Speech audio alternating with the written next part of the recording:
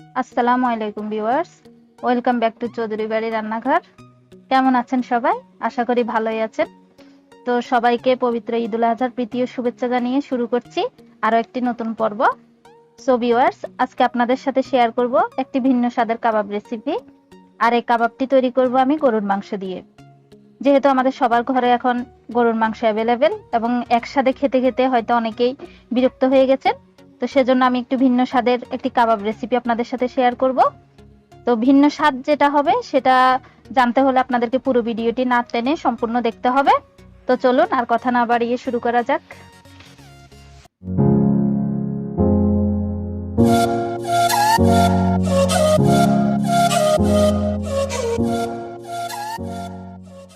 আশা করি আমার আজকের রেসিপিটি আপনাদের সবার খুব ভালো লাগবে। তো কাবাবটি তৈরি করার জন্য প্রথমে আমি এখানে নিয়েছি 2 কাপ গরুর মাংসের কিমা। আর এখানে আমি মাংসের একবারে সলিড যে মাংস সেটা নিয়েছি। আপনারাও চেষ্টা করবেন সলিড মাংস নেয়ার, যেহেতু আমরা মাংসটাকে কিমা করব এবং এর থেকে চর্বি এবং হাড়গুলো সম্পূর্ণ আলাদা করে নেব। তো এখন আমি কাবাবের এই কিমাটার মধ্যে সবগুলো মশলা দিয়ে দেব। তো এর জন্য প্রথমে আমি দিয়ে দিচ্ছি 1 কাপ পেঁয়াজ কুচি, দিয়ে দিচ্ছি 2 টেবিল চামচ কাঁচামরিচ কুচি, আপনারা কাঁচামরিচটা আপনাদের স্বাদ মতো দেবেন। ধনেপাতা কুচি দিয়ে দিচ্ছি 2 টেবিল চামচ, দিয়ে দিচ্ছি হলুদ গুঁড়ো 1 চা চামচ, এবার দিব মরিচ গুঁড়ো 1 চা চামচ, দিব ধনিয়া গুঁড়ো 1 চা চামচ, জিরা গুঁড়ো 1 চা চামচ, এখানে সয়া সস দেব 1 টেবিল চামচ, টমেটো সস দেব 2 টেবিল চামচ, এবার দিচ্ছি স্বাদ মতো লবণ, চিনি দিচ্ছি 1 চা চামচ, কর্নফ্লাওয়ার দিচ্ছি 2 টেবিল চামচ, গরম মশলা গুঁড়ো দিচ্ছি 1 চা চামচ। এবার সবগুলো উপকরণ কিমার সাথে ভালোভাবে মিশিয়ে নেব। হাত দিয়ে ভালোভাবে মেশাতে হবে, আমি হাত দিয়ে মেশাচ্ছি। দেখুন ভিউয়ার্স, আমার মশলাগুলো মেশানো একদম কমপ্লিট।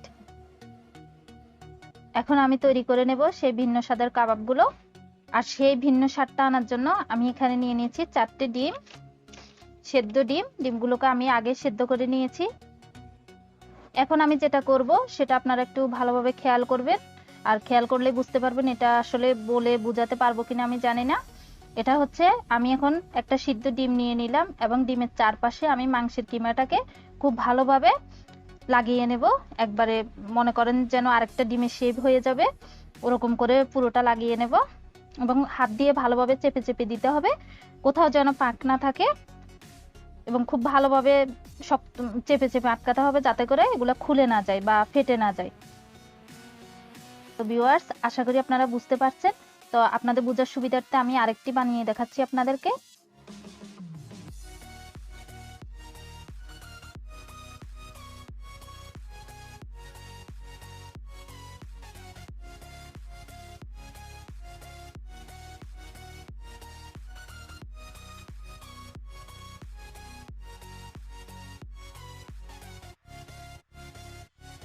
দেখুন, আমি একইভাবে সবগুলো কাবাব বানিয়ে নিয়েছি। এখন আমি আরেকটি পাত্র নিয়েছি এবং এতে একটি ডিম নিয়ে ভালোভাবে ফেটিয়ে নেব ডিমটাকে। এখন সেই ডিমের মধ্যে দিয়ে দেব একটি কাবাব এবং ডিমের থেকে চুবিয়ে নিয়ে আমি এখানে আরেকটি পাত্রে নিয়ে নিয়েছি বিস্কিটের গুঁড়ো। এটা আপনারা আপনাদের পছন্দ মতো যে কোনো বিস্কিটের গুঁড়ো বা পাউরুটির গুঁড়ো যা ইচ্ছে নিতে পারেন। নিয়ে এবার বিস্কিটের গুঁড়োর মধ্যে আমি এগুলো ডুবিয়ে নেব এবং ভালোভাবে কোট করে নেব। আর এই ফাঁকে আমি কাবাবগুলো তৈরি করতে করতে চুলায় একটি ডিপ প্যান বসিয়ে এতে তেল গরম দিয়ে দিয়েছি। এখানে অবশ্যই আপনারা ডিপ প্যান ইউজ করবেন, যেহেতু কাবাবগুলো ডিমে যখন দেওয়া হয়েছে, ডিম দিয়ে যখন করা হয়েছে তখন এগুলো অনেকটা সাইজ বড় হয়ে গেছে। তো ছড়ানো ফ্রাই প্যানে এগুলো ভাজতে একটু অসুবিধা হবে, এর জন্য একটু ডিপ প্যান নেওয়ার চেষ্টা করবেন। তো আমার তেলটি গরম হয়ে গেছে, এখন আমি এর মধ্যে একে একে কাবাবগুলো দিয়ে দেব। এটা খুব সাবধানে দিতে হবে আর একদম ব্রাউন কালার করে ভেজে নেব। এপাশ এপাশ উল্টে ভালো করে ভেজে নিতে হবে। আর হ্যাঁ, এখানে একটা কথা অবশ্যই খেয়াল রাখবেন, যেহেতু এটা কাঁচা মাংসের কিমা, তাও আবার গরুর মাংস, তো এটাকে একটু টাইম নিয়ে ভাজতে হবে, একটু ধৈর্য ধরে অল্প আঁচে টাইম নিয়ে ভাজতে হবে। আর কাবাবগুলো ভাজা হতে হতে আপনাদের কাছে আমার রিকোয়েস্ট, আমার আজকের রেসিপিটি যদি আপনাদের একটুও ভালো লাগে তাহলে অবশ্যই আমার চ্যানেলটি সাবস্ক্রাইব করবেন এবং পাশে থাকা বেল আইকনটি অন করে রাখবেন, যাতে করে আমি যখন যে নতুন রেসিপি আপলোড করি আপনারা তার নোটিফিকেশন পেয়ে যান। এবং যদি ভালো লাগে অবশ্যই লাইক কমেন্ট শেয়ার করবেন।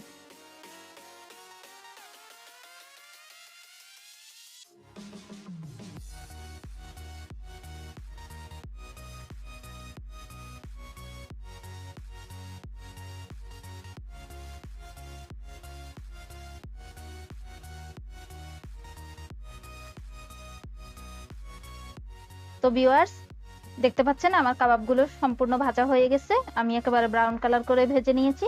এখন আমি এগুলোকে তেল থেকে উঠিয়ে নেব এবং ভালোভাবে তেলটা ঝরিয়ে নেব। তো দেখতে পাচ্ছেন ভাজার পরে কাবাবগুলো দেখতে কতটা সুন্দর হয়েছে, ইয়াম্মি হয়েছে।